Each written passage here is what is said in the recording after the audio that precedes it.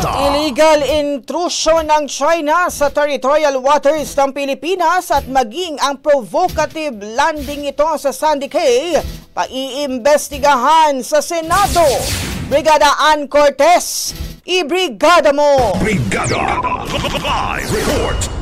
Inihain na ngayong araw ni Senate Majority Leader Francis Tolentino ang resolusyong nagkokondena sa illegal intrusion ng China sa territorial waters ng Pilipinas at maging ang ginawa nitong provocative landing sa Sandy Cay na mali na umanong paglabag sa international law.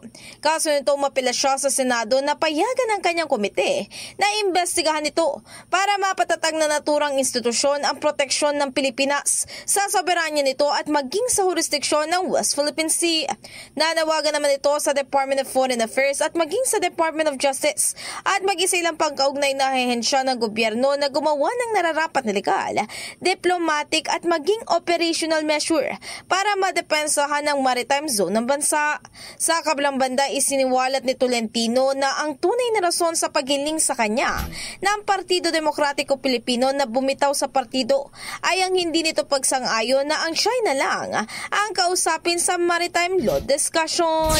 In the heart of changing lives, ako si Brigada Ann Cortez ng 105.1 Brigada News FM Manila, The Music News Authority. Ang bahaging ito ay hatid sa atin ng DriveMax Herbal Capsule. Lalaking angat, tumatagal.